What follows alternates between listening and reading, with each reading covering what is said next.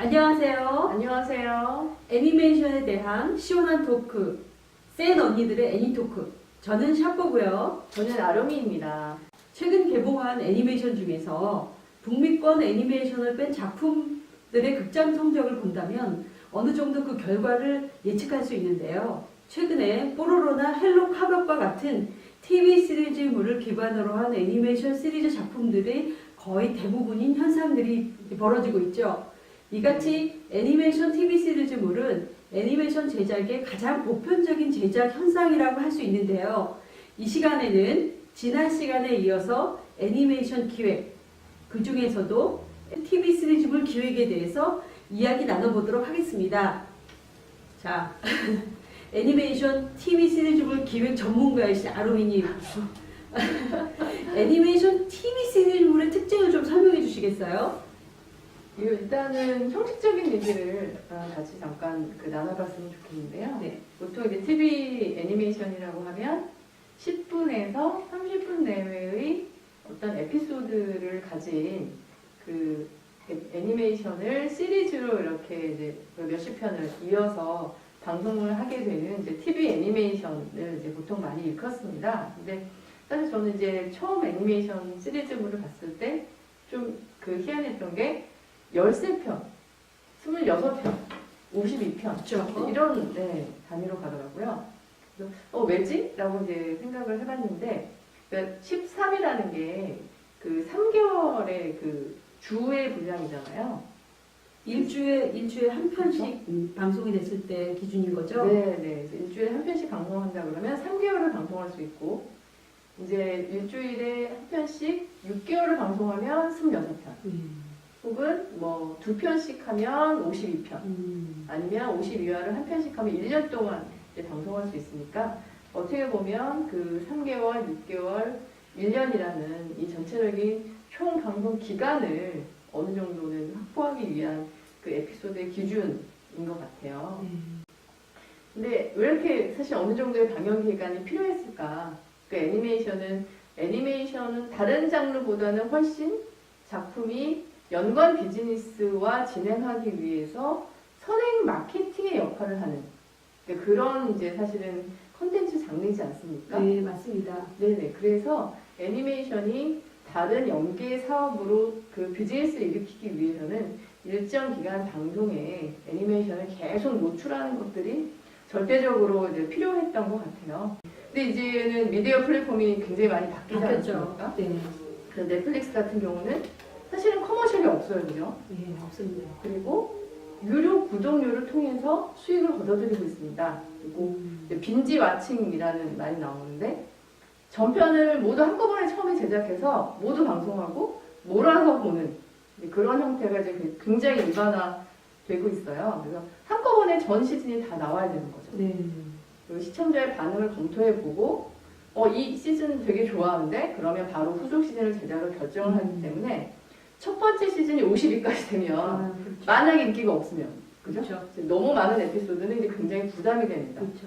그래서 넷플릭스 같은 OTT 플랫폼들이 이제 일반화되면서 훨씬 더 좀 첫 시즌이 짧고 그 반응을 봐서 계속 시즌들을 이어가는 이제 그런 형태가 굉장히 많이 올라오고 있는 것 같아요. 그 러닝타임도 다 비슷한가요? 일반 TV 매체 방송물하고? 예, 그래서 이제 넷플릭스 케이스를 보면 사실 조금 달라졌는데 맥 그레이닝 심슨의 원작자죠. 네네. 이제 그 사람이 넷플릭스를 위해서 디스인챈트라는 작품을 내놨어요. 되게 화제가 얼마 전에 됐었는데 네, 거기는 한 시즌 하나가 10편으로 구성이 되어 있고요.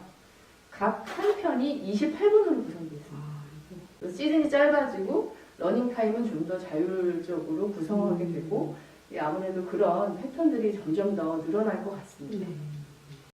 네. 지금 방금 전에 심슨스 말씀을 하셨는데 거의 TV 시리즈물 애니메이션으로서는 거의 사골 애니메이션의 대표라고 할 수 있겠죠, 그죠? 네, TV 시리즈 사실은 실사까지를 다 포함해서도 심슨만큼 길게 한 거는 없는 것 같아요. 없는 것 같습니다. 네. 미국 시리즈물 역사상 시트콤 역사상 가장 최장 방송 그리고 가장 인기를 끌었던 시트콤의 10번째 안에 들어가는 그런 정도 흥행을 끼쳤다고 해요.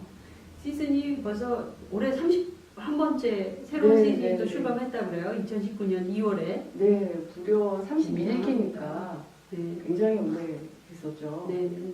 심슨은 사실 그 스프링필드라는 가상의 도시에 사는 호머, 마지, 마트, 리사 네. 이렇게로 이루어진 그 심슨 가족들과 스프링필드 그 주변인들의 일상을 굉장히 그 미국 문화에 대한 신랄한 풍자와 맞습니다.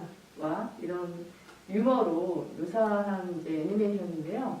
이제 첫 출발은 1987년 이제 4월 19일에 그 더 트레이시 울먼 쇼라는 토크쇼가 있습니다. 토크쇼죠. 예. 네.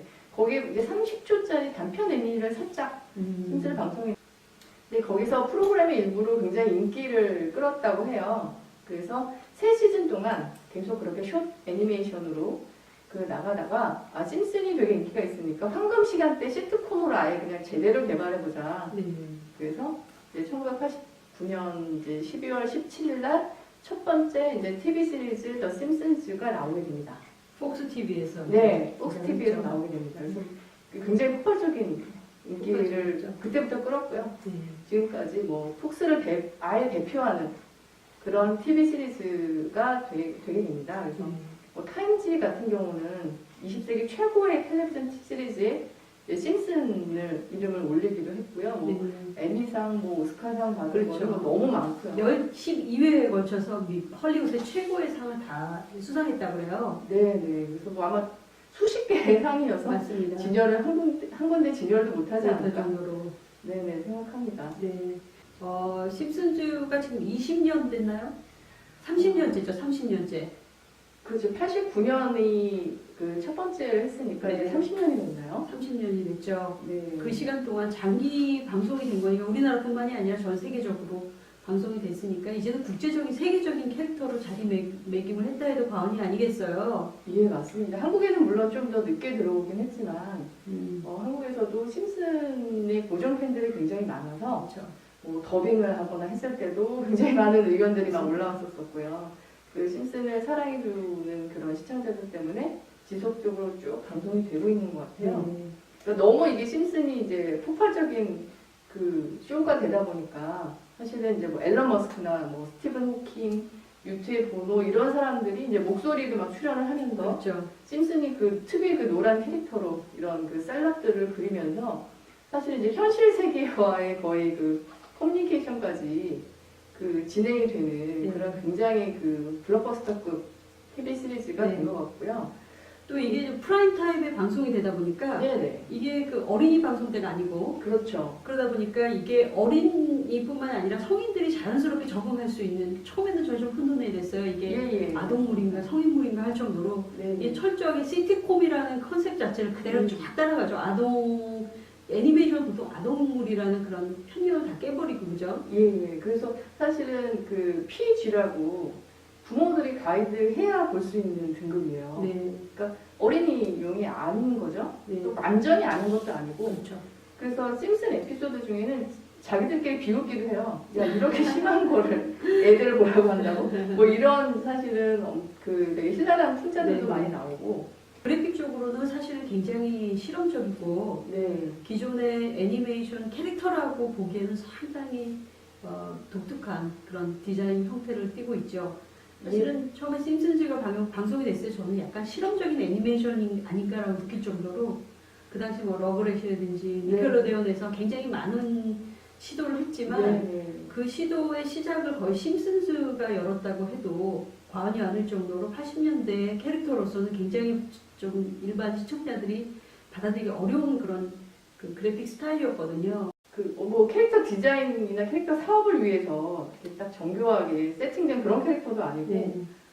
되게 어떻게 보면 자유분방하다 할까? 네. 그런 식의 캐릭터 디자인이었는데 너무 심슨즈가 사랑을 받다 보니까 거꾸로 이제 심슨즈를 사랑해서 그 캐릭터가 박혀있는 사람을 맞습니다. 사고 싶어지는 네. 그런 그 쪽으로 오게 된 것 같아요. 그래서 네. 오히려 그런 독특함이 이제 유니크함으로 더 발전이 돼서 오랫동안 이제 살아가지 않았나. 사실 그것도 참 대단하다. 대단하죠. 네, 대작이 하나가 탄생하기에는 많은 사람들의 실험 정신이 함께 이렇게 동원되지 않았나 생각합니다. 그 80년대 후반, 90년대 또 미국의 그런 그 미디어, TV 시리즈 애니메이션이 좀 전성기였다는 네, 생각도 들어요. 맞습니다. 네. 그때 이제 니켈로디온이라든지 카툰 네트워크가 네. 굉장히 독특한 자신들의 스타일을 가지고 그 자신들의 또 뭐 클라스케추퍼나 카툰 네트워크 스튜디오 이런 쪽에서 독특한 아트를 이렇게 뿜어내는 작품들이 그 당시에 되게 많이 나왔었어요. 많았죠. 또 일본도 90년대 굉장히 황금기죠. 네. 천재라고 불리우는 그 많은 감독과 작가들이 다양한 그 작품들을 이렇게 내놓았던 네. 막 그 시청자 입장에서 소비자 입장에서는 되게 행복했던 시기였던 것 맞습니다. 같아요. TV 애니메이션 그러나 그 당시에 TV 애니메이션 시리즈물이 네네. 지금 매체 혁명이 일어나는 지금 21세기 지금 현재까지도 컨텐츠 파워를 계속 누리고 있다는 건 엄청난 결과라고 생각하고 있습니다. 정말로 프리프로덕션에 많은 돈과 심혈을 기울였고 항상 그 오프닝 보시면 오프닝 저는 되게 좋아하거든요. 너무 저도 굉장히 좋아합니다. 네, 그 카오지게 그 오프닝이 네. 매번 바뀌잖아요. 네네. 그거 보고 기절하는 줄 알았어요. 아, 이게 보통은 오프닝은 똑같은 걸 하나 만들어서 시즌 내내 이렇게 역시 우러먹는 네. 네, 대부분 제작비 절감을 위해서 하는데 그렇죠. 그걸 바꾸더라고요. 네. 뭐 이런 정말 되게 과감한 시도, 음. 뭐 심지어 뭐 폭스 사장까지만 비웃고 네. 이렇게 할 정도의 그런 과감한 시도를 애니메이션이 해줬다는 거. 그래서 애니메이션이 어떤 실사 쇼라든지 이런 거 못지않게 풍부한 표현을 담아낼 수 있는 양식이다라는 것을 보여줬다는 점에서 TV 시리즈 기획에 큰 획을 하나 그었다. 네, 맞습니다. 네, 굉장히 정형적인 틀에서는 아주 많이 벗어나 있지만 또 그런 것들 때문에 열광적인 그 사랑을 받았다라는 그런 작품이 아닌가 생각합니다. 맞습니다.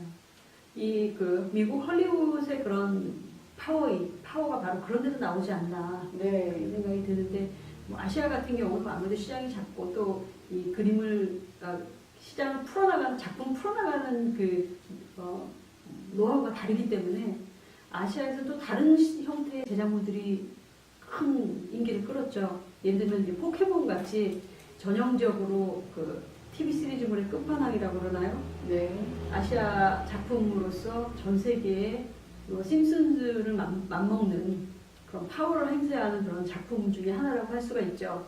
네, 맞습니다. 그럼 다음 시간에는 포켓몬에 대해서 한번 그 얘기를 나눠볼까요? 네, 좋습니다. 네. 그러도록 하죠.